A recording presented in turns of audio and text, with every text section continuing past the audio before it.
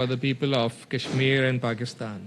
On this day, we reaffirm our unwavering solidarity with the people of Jammu and Kashmir and renew our determination to ensure that their suffering and sacrifice are remembered, and also renew our pledge to support their just struggle for self-determination and freedom from occupation. We are reminded that behind every statistic lies a human story of mothers waiting for sons who never returned, of children growing up amid fear rather than freedom, and of a people whose everyday life is shaped not by free choice but by subjugation. And for the people of Indian illegally occupied Jammu and Kashmir, occupation is a permanent condition lasting more than 7 decades that affects every facet of their daily lives: education, employment, mobility, expression, and hope itself. Their lived reality is one of interrupted childhoods, constrained aspirations, and a future held hostage by uncertainty. To speak of social development in such circumstances is to confront a painful truth. When dignity is denied and voices are silenced, development becomes an illusion rather than a promise.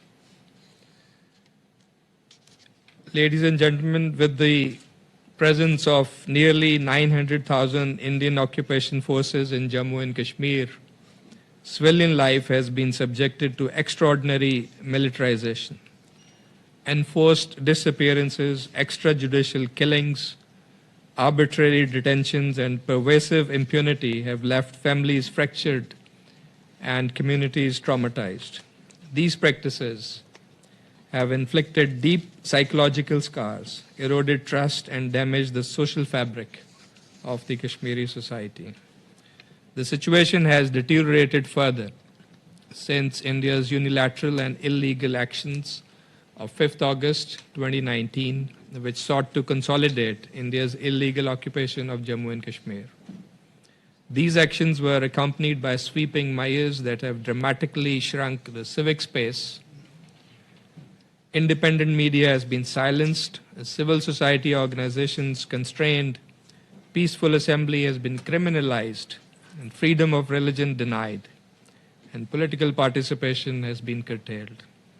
Journalists, human rights defenders, academics, community leaders operate under constant threat, while ordinary citizens face surveillance and reprisals for exercising their basic freedoms.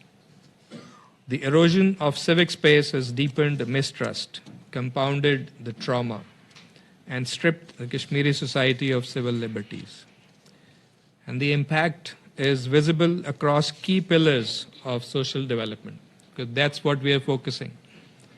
Education has been repeatedly disrupted by prolonged lockdowns. School closures and communication blackouts are there.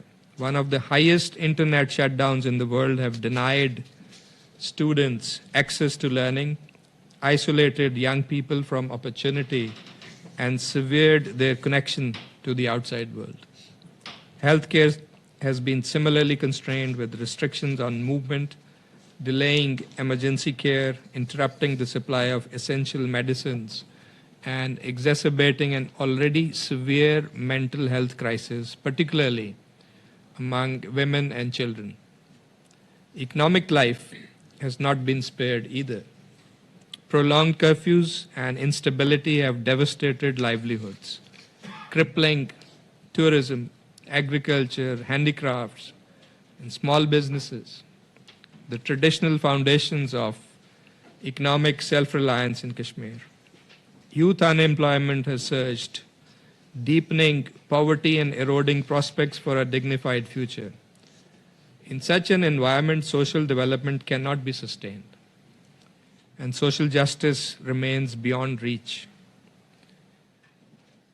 Ladies and gentlemen, the people of Palestine continue to endure similar grave social and humanitarian consequences arising from prolonged occupation, recurrent violence, displacement, and the destruction of entire civilian infrastructure, such as in Gaza.